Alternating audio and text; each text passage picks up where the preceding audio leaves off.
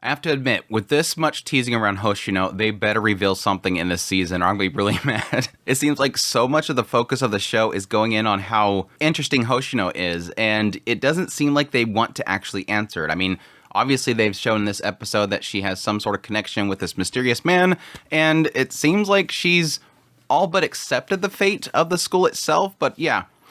Episode 7 of Blue Archive, another good episode. I will admit that visually, it felt like this episode was missing a lot of cuts. It's one of those cases where when the episode's playing out and it keeps jumping to other perspectives while you're hearing sound effects and movement, that's usually a sign that somebody messed up.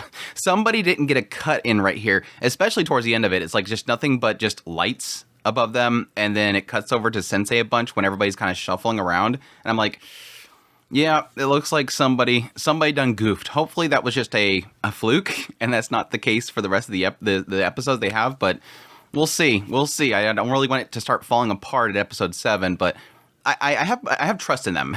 Obviously, this is a very popular franchise, and people have high expectations, so if they don't deliver on that, somebody's gonna get in trouble. At least they put a lot of effort into Hina. That shot of Hina when she turns around and the wings span out, that was just so gorgeous. So absolutely gorgeous. And yes, technically with the whole scene at the very end with Shiroko and her just getting out of the bath and getting the gun out and everything looked very good. Very, very, very good. Anyways, let's get to the episode proper, opening up with, yes, this mysterious man and Hoshino. And he calls her by some sort of code name, Dawn's Horu, and apparently she's been changed to Hoshino. So my guess is that, yes, she was involved with them at some point. Her name was Dawn's Horu, and then at some point, she took up herself the identity of being Hoshino, and that's why she's at the school. So at least we're getting a sense that she does have some sort of connection with the bad guys that are seemingly coming after Abydos. Yes, and I think it kind of plays into the later part of this episode. He's offering her a deal. He has a proposal that she can't disagree with, and it involves a transfer agreement. So my assumption is the transfer agreement is for her to go to somewhere else or with their organization, something. But I think based on the ending part of this episode where it does seem like everybody's kind of upset, Kaiser might be involved. It looks like all the land around Abydos School has been sold off to somebody else. And even though typically with all these academies, they own the local lands, it doesn't look like Abydos owns the local autonomous zone around them. So it seems like that's been sold off. And with the whole situation with everybody being upset about it and Hoshino just kind of, yeah, whatever. There's a cloud. Look at the cloud. Let's all smile. I think she's sort of accepted something. And it kind of plays into the mid scene of the episode where Sensei goes up there to Hoshino and she's talking about how everybody's happier. I thought you were weird at first, but now, Serika is trusting other people. Nonomi's smiling more. Ayane's looking up more. Shiroko seems to breathe calmer. Everybody's doing better. They're all connected. He says they're all connected with smiles. And he's like, yeah. Looks like I'll have to go forward too. That my only path is forward. And I think what that path forward is accepting this proposal. Now, what's the proposal? That's a big question mark. Again, it's been playing out so far that it's sort of the whole thing with the group from Gehenna sort of made me think that everything was about Sensei, but there still seems to be a threat of the school itself. So it could just be two different groups. One's after Sensei and one group is after Abydos specifically. But it could also be that at least this mysterious figure, might be after Hoshino herself. And maybe that proposal is to give something back to Abydos. I have control of this stuff, you want it back, transfer to us, and we'll give it back. Or it could just simply be that we'll leave your girls alone. We'll leave the rest of them alone as long as you come with us. It seems like he is bartering with something that she wants to protect. And that could be the school, it could be the girls, it could be the entire autonomous zone. I'm not sure. I would be curious why, if he has some sort of connection with Hoshino, why he wouldn't be able to just get her back. That's the question mark. So I guess we'll see how that plays out. But again, it seems like based on that later scene, Hoshino has accepted this. Like, she's just like, yeah, look at that. And I think it's really an aspect that she just knows that they can't fight against it. Like, everybody's trying to find a resolve. Serika's talking about, it's got to be Kaiser. What are we going to do? This is annoying. Sensei's thinking it's Kaiser. Everybody thinks it's Kaiser. And they all are trying to figure out what they're going to do next. But Hoshino, she just wants everybody to forget about it. Nothing's going to get solved by us being upset. Let's just go to the aquarium. Look at the clouds. I just want to see people smile. And again, I think it's because she's accepted it and she's just trying to get... If she is transferring, that's the other thing. If she's transferring, she just wants to have a good time before it's all over. Like, this is my last opportunity to be happy with them. I don't want to spend that whole time if she believes it's never going to happen, they're never going to be able to beat whatever is coming at them, she's going to want them to be happy until the end comes. So it kind of plays her out like the girl from School Live. Like out of nowhere, just have this random person that shows up and says, everybody smile, even though everything's bad. It's kind of interesting in that regard. But anyways, like I said, I really hope that they have a conclusion around her, because there's been so much time, especially these last 2 episodes, spent around the mystery around her. I mean, they've done even before then, talking about her past and her taking over the student council roles and doing all that kind of stuff. And now she's more sleepy, but now more active, blah, blah, blah. Yeah, we also had a little bit from Hina. She's talked about how she was like this person on a warning list for Gehenna. Apparently 2 years prior, she was just like this militant, super tactful, always taking out people. And yes, technically, why she bowed and walked away was because she knew, based on her abilities, she would have been able to take out half of them. So again, it shows Hoshino being like extremely powerful, and she's afraid of it. And yes, also noting the fact that she's still in Abydos, which again, I think she mentioned before, or somebody's mentioned before. It's odd that she's there. So all that stuff's interesting. And again, it all plays into some sort of incident happened prior that Hoshino doesn't like. So anyways, that all aside, the rest of the episode, we got to sit there and spend 6 minutes just on Hoshino herself. But again, I think that's so much focus of it. But yeah, the whole thing with problem solvers, I love that.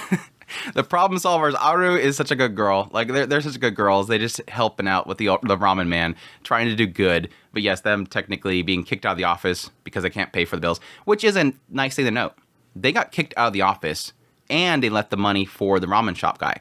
So it kind of shows both the idea that they're trying to, or at least Aru is wanting to undo what they did. She feels bad for it. She's trying to, fix the issue. But additionally, she's doing it at the cost of their own place. She loves her office. She loves being there and talking about evil things, all the next things they're going to do. They even have a little thing that she drew that says, make one evil thing a day. She loves that place, but then she gives it all up, despite the fact she has all that money with her. So it's really cool. And yes, I'm all packing up that stuff and going to leave. I thought when Shiroko showed up, it would be like a thing where she offered a place to stay for them. But again, no, we can't have problem solvers go to Abydos. That would be too easy. But no, it was a cute little scene. Shows up and it has that long dead stare between Aru and Shiroko. And you have Haruka's over here bowing, and then suddenly the thumbs up comes up. It was super cute. I liked it. It was a really cute little scene. And yeah, acknowledge the fact that they left the money there. Shiroko brought it to the old man. Yeah, we got a little brief scene of the ramen shop guy. He's like, yeah, we're gonna give it all up. And this is where we find out that, yeah, it looks like the entire area around them has been sold off. Which is one of those oddities. I guess it goes to probably Hoshino, that he's like, oh yeah, you haven't found out about that yet. You would think that they would know if Abydos is supposed to have control over this entire area around the actual academy, you would think the students would know. But I think that's probably because that's all kind of controlled, or at least headed by Hoshino. She's student council president. She would get informed that stuff, and she's just choosing not to tell anybody about it. They're just focused on paying off the debt, have fun, all that kind of stuff. And so it does make sense that the rest of them didn't know about it. It's just odd that at no point this guy ever told Serika. Like, Serika's been working alongside him, and at no point he mentioned that possibility that this place isn't owned by them anymore. It's weird. It's weird, but that's fine. But yeah, them encouraging him to reopen his shop was super cute. Bring another bag. We don't know where this money came from, but it's probably not dirty. No, use it. You got to rebuild the shop, all that kind of stuff.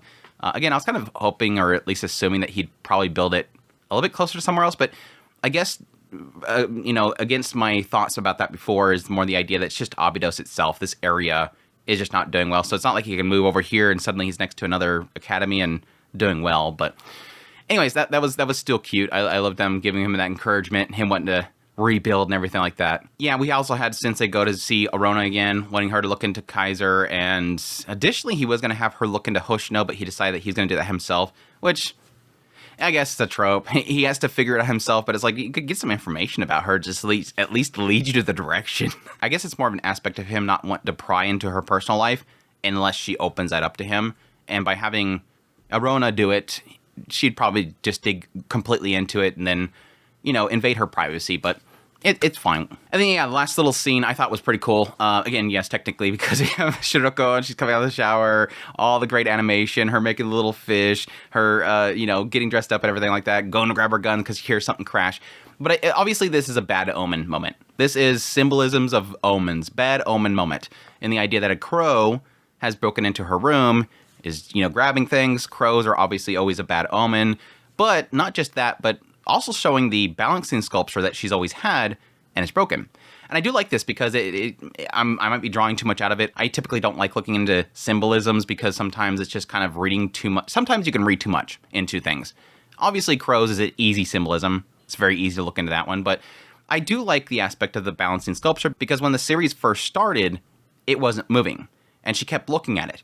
And I thought that it was going to be like tied to somebody, like Shiroko has some sort of bad thing that happened in the past and it was a gift from a friend or something like that. So it was important to her. But it always showed it not moving. And the moment that, I think, if I remember correctly, the moment that Sensei sort of was like getting accepted in the group, she moved it. And it started moving. And I think that was kind of a symbolism of being stuck standing still. Again, what like Hoshino says, she was always not breathing calmly. Now she's breathing calmly. It's because she's enjoying things now. She's moving forward. And so now it's moving. And now with the crow showing up, this bad omen, suddenly it's on the ground and it's broken. So not moving. She's not able to move. She's now moving forward. And now something's broken. So whatever she's now has that's now moving forward, it's going to shatter, along with the crow being the bad omen. So it's interesting. Again, might be looking too much into it, but I thought it was a really cool little kind of symbolism there. I did get a kick out of the whole scene with Hina and Akko constantly having her like write down 1,000 self-reflections, and she's only at 100. Keep writing. Like at some point they're just sitting there talking about Hoshino, and at some point keep writing. Okay, yes sir, yes, keep going, go. I will admit that the whole things around Arona is kind of weird because I would figure that Arona would be a lot more, I guess, involved with everything that's going on, but it seems like she's always just kind of there to answer a quick question.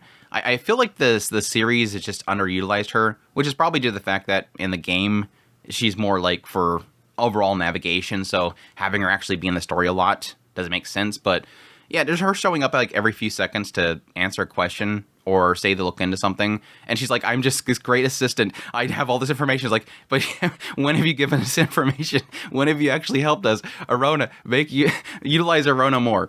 Anyways, yeah. That's my thoughts on episode 7 of Blue Archive. Still a great series, enjoying it, even though, again, I feel a little bit scared of the quality going down, but it's probably just a random fluke. Maybe they're keeping it for future episodes, more crazy action later on. But anyhow, I hope you guys enjoy this video. As always, if you did, make sure to hit that like button down below, comment, let me know what you thought of the episode. Additionally, if you're new to the channel, make sure that subscribe button is on my content. I do news, reviews, first impressions, top list if it's anime, it's pretty much here. Additionally, if you like this content and you want to support the channel more, I have Patreon link, tips link, soothing, membership button down below. Greatly appreciate what it does, and y'all take care.